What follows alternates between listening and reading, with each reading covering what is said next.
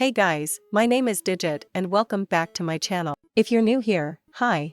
Today, we will be discussing something you guys might be familiar with if you were big on dolls just like me, Bratz, specifically, the Bratz Kidz Sleepover Adventure movie. Despite this movie's initial release in 2007, this film was notorious for having scared many kids growing up, and I have seen several comments from people sharing how much this movie had scared them as children, I myself being one of them, with Megan's story keeping me up at night as a kid. The film follows the Bratz as they are invited to a sleepover. When entering Ginger's house, she goes on to explain that she's never had a sleepover before, in which the Bratz make it their mission to make it, in Chloe's words, a total success, and the girls engage in things like makeovers and dance battles. After Ginger's mom puts them to bed, the girls go around sharing each other's scary stories. The entire movie, from that point, plays out like any Halloween special, much like The Simpsons' Treehouse of Horror, as each of the Bratz take turns to tell each other scary stories. Some not being that scary, some being genuinely terrifying, and some that were just nonsensical and funny than scary.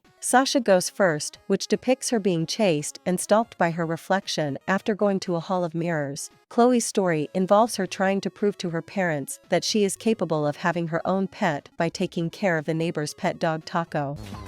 You are ruining my chances of getting a puppy! That is correct, shorty. Megan's story is set at an amusement park where she is with her sister Tanya and her friend Callie, who constantly boss Megan around. And later on, when attending a magic show, Megan practically magics her way into a universe where no one but her exists. Yasmin's tale is about her buying herself a cursed charmed bracelet which somehow finds its way back to her, despite her several times trying to get rid of it. And finally, we have Jade's story, which is the third one to be set at an amusement park. It shows Jade acting too big for her boots and claiming she's not scared of anything, before the Bratz go on a scary ride at the park, only for the Bratz to turn into monsters and traumatize her. At first, I thought Jade was just having a nightmare, or that her imagination was getting the best of her, but later we see Chloe tucking in her tail, so that confirms it wasn't a dream. Once Jade had finished, the girls start to pressure Ginger to tell her story, just for her to run out the room distraught. When the girls attempt to find her in order to apologize, they start to see the house for its true form, and once the girls are so spooked, they run out the house to find it abandoned. The Bratz then are met by the characters of their stories, such as Taco the dog and Sasha's reflection. Now, one thing this film was notorious for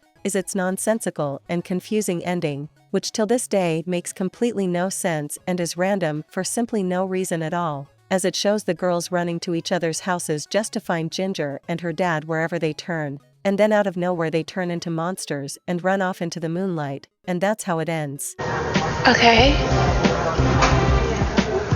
This ending has made way for several theories as to what the entire movie meant as a whole, or what the ending was about. The most popular theory I have seen was that Ginger and her parents were ghosts who died in the late or early 50s, with evidence being Ginger using old-timey words like swell and golly, Sasha saying she met Ginger outside an abandoned movie theater in the beginning of the film, and Ginger brushing off the no trespassing signs creaking noise as just the shutter.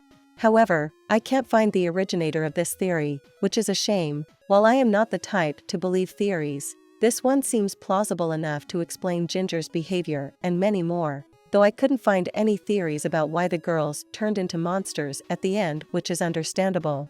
I did sometimes think that their stories were maybe based off of their insecurities or their deepest fears, like Jade could be afraid of being seen as weak in front of her friends, but I'm not sure about the other stories like Yasmin or Chloe's. Much like any other Bratz movie, the film coincided with the merchandise such as dolls respectfully and a Nintendo Wii game released a year after the movie's release, which is an obvious Mario Party reskin but with the Bratz instead. The dolls, much like their movie counterparts, are sporting pajamas and changeable outfit. The dolls came with items like snacks, a sleeping bag, and the Bratz's signature pets. Strangely enough, the doll line never came with Ginger having her own doll, with her being replaced with Dana instead alongside the super secret manicure bedroom playset. I guess it makes sense that they used Dana instead since she was already established in the Dolls franchise. However, I always found it strange that they didn't provide Ginger with her own doll since she played such a big part in the film, but what can you do? When I look back at this movie now as a 20-year-old, I can see why this scared many kids like myself growing up.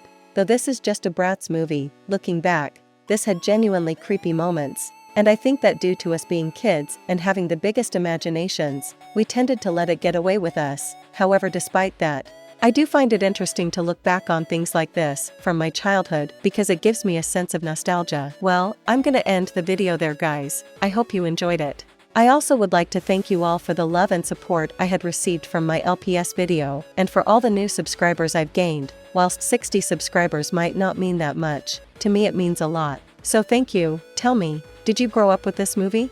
Did you find it scary? Let me know your thoughts below, and I'll see you next time.